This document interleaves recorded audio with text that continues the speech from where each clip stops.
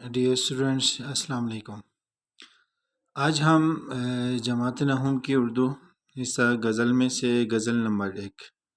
غزل کا عنوان ہے الٹی ہو گئیں سب تدبیریں، کچھ نہ دوا نے کام کیا۔ اس غزل کے مصنف کا تعارف الفاظ معنی اور مفہوم کے ساتھ اشعار کی تشریح کریں گے۔ آئیں مصنف کا تعارف کرتے ہیں۔ میر محمد تقی نام ہے اس مصنف کا، میر تخلص سے 1725 کو آگرہ میں پیدا ہوئے۔ والد کا نام علی متقی تھا جو ایک درویش تھے۔ میر نے ابتدائی تعلیم سید امان اللہ سے حاصل کی۔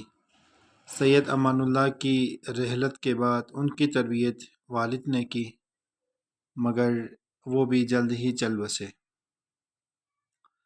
تو میر کی پریشانیوں کے دور کا آغاز شروع ہوا۔ تلاش معاش کی فکر میں دہلی چلے گئے اور پہلے ایک نواب کے ہاں ملازم ہوئے، پھر اپنے سوتیلے بھائی کے ماموں سراج الدین آرزو کے پاس رہے، مگر ان کی بدسلوکی کے باعث یہ گھر بھی چھوڑنا پڑا۔ نادر شاہ، احمد شاہ ابدالی اور مرہٹوں کے حملوں نے جب دہلی کو تباہ و برباد کر کے رکھ دیا تو ناچار لکھنؤ چلے گئے اور نواب آصف الدولہ کے سرکار میں ملازم ہو گئے، مگر جی نہیں لگا تو واپس دہلی چلے آئے اور باقی عمر اسی شہر میں گزاری۔ میر کو خدائے سخن کہا جاتا ہے۔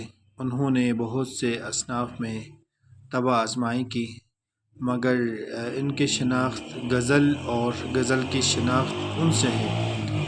انہوں نے غزل میں سادہ بیانی کو شعار بنایا اور اس میں وہ سوز و گداز اور تاثیر پیدا کی کہ بڑے بڑے اساتذہ نے انہیں اپنا استاد تسلیم کیا۔ ان کی زبان شستہ اور پاکیزہ ہے۔ ان کے یہاں عاشقانہ مضامین اور غم و الم کی بہتات ہے۔ تصوف کے مضامین بھی موجود ہیں اور اپنے عہد کے معاشرتی حالات کی عکاسی بھی کی ہے۔ غزلوں کے 6 دیوان اور کئی مثنویاں ان کی یادگار ہیں۔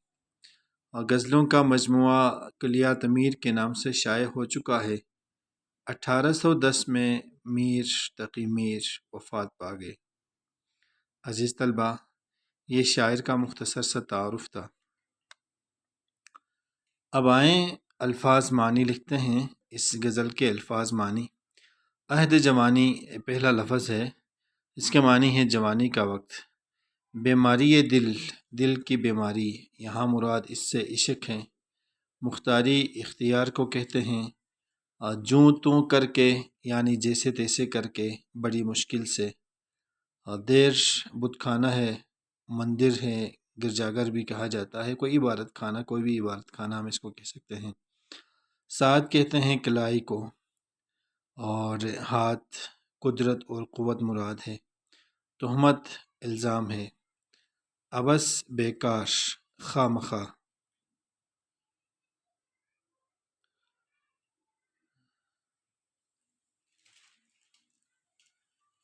اچھا، اس سے آگے ہیں سفید و سیاہ، سفید اور کالا مراد ہے۔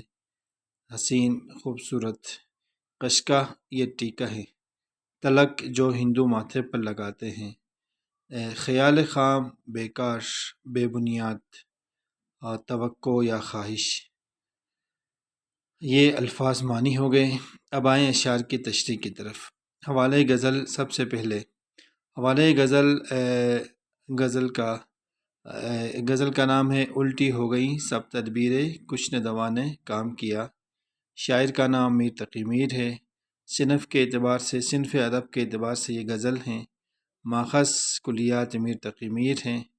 اور شعر نمبر 1 ہے، الٹی ہو گئیں سب تدبیریں، کچھ نہ دوا نے کام کیا۔ دیکھا اس بیماری دل نے آخر کام تمام کیا۔ عزیز طلبہ، اس شعر کا مفہوم ہے سب تدبیریں الٹی ہو گئی اور دوا نے بھی کام نہیں کیا۔ دیکھا اس دل کی بیماری نے سارا کام تمام کر دیا۔ عزیز طلبہ، یہ مفہوم ہے۔ مفہوم کے بعد اب آتے ہیں تشریح کی طرف۔ تو تشریح طلب شعر میں شاعر میر تقی میر تشریح طلب شعر شاعر میر تقی میر کی غزل کا مطلب میں شاعر اپنی زندگی کی داستان بیان کرتے ہوئے کہتے ہیں کہ مجھے مرض عشق لاحق ہو گیا ہے۔ یہ ایک سنگین مرض ہے، یہ ایک ایسا روگ ہے جس کا علاج محال در محال تو نہیں، یعنی ناممکن تو نہیں، البتہ یعنی ناممکن اور دشوار ضرور ہے۔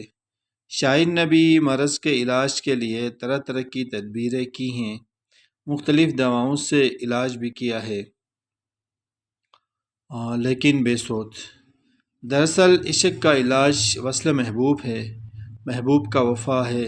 اگر محبوب کی طرف سے وفاداری ہو تو یہ مرض عشق کا علاج ہے۔ شاعر میر تقی میر کا محبوب بے رخی اور بے وفائی کا ثبوت دے رہا ہے۔ بقول شاعر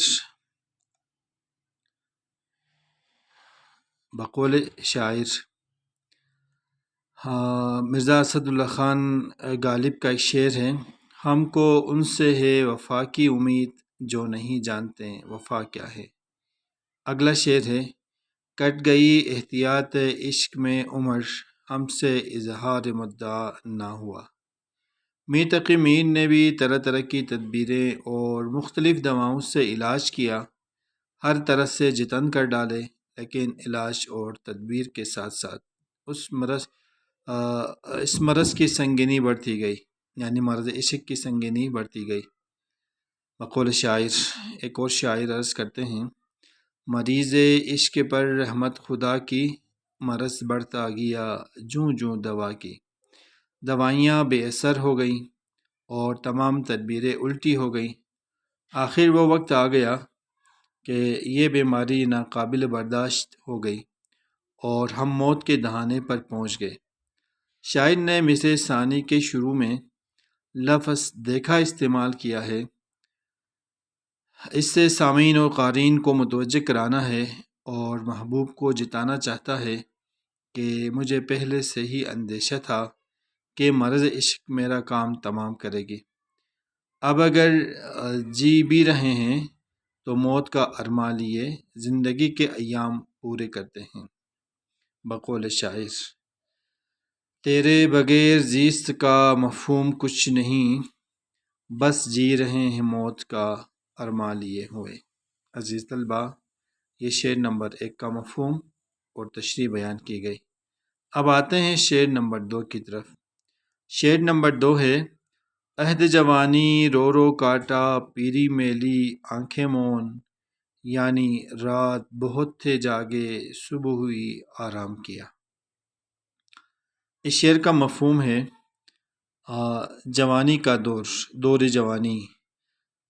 جوانی رو رو کاٹا اور بڑھاپے میں آنکھیں بند کر لی، یعنی رات بھر جاگتے رہے اور صبح ہونے پر آرام کیا۔ آئیں اب تشریح کرتے ہیں۔ تو تشریح طلب شعر میر تقی میر کا ہے۔ اس شعر میں شاعر میر تقی میر اپنی بے بسی کا اظہار کرتے ہوئے، اپنی بے بسی کا ذکر کرتے ہوئے کہتے ہیں کہ انہوں نے اپنی دور جوانی کو بے بسی میں گزارا، اور جوانی حیات کا سنہرا دور ہوتا ہے، اس میں انسان آزاد پنچھی کی طرح عزم و ہمت اور بے فکری کی فضاؤں میں اڑتا ہے۔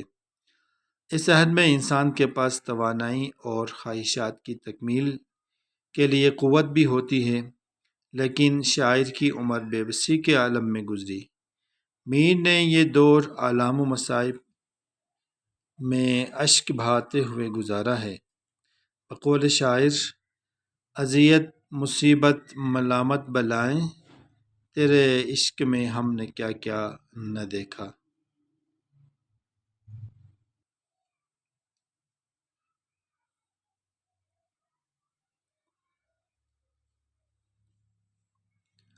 مصرعے کے دوسرے حصے میں شاعر نے دور جوانی کے بعد بڑھاپا اور ضعیفی کا ذکر کیا ہے۔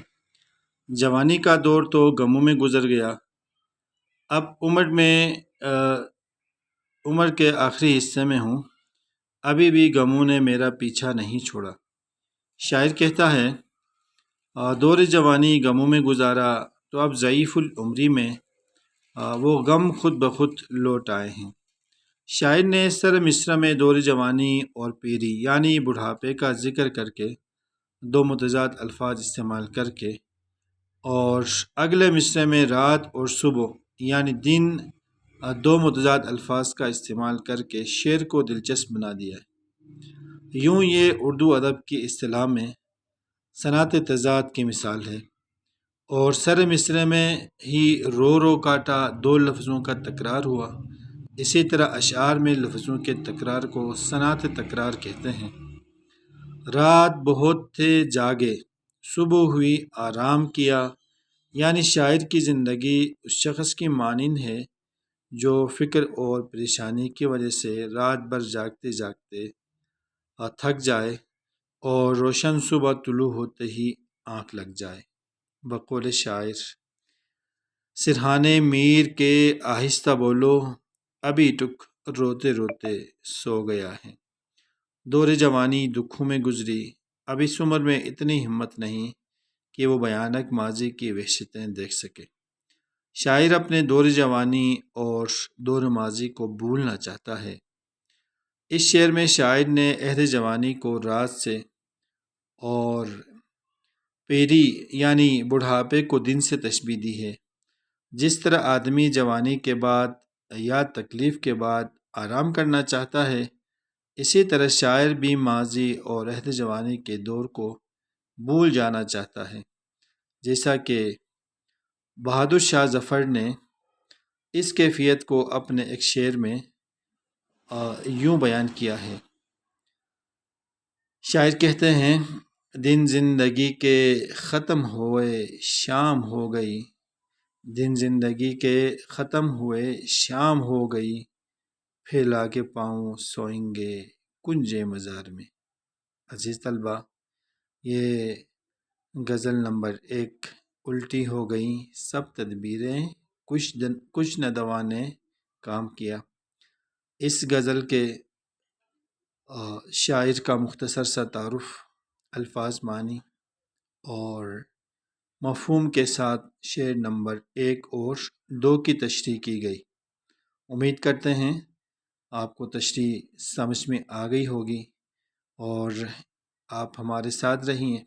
انشاءاللہ اگلی ویڈیو میں ہم شعر نمبر 3 کے ساتھ بقیہ اشعار کی تشریح اور مشقی سوالات کے جوابات دیں گے۔ اپنا ڈھیر سارا خیال رکھیے۔ اللہ نگہبان۔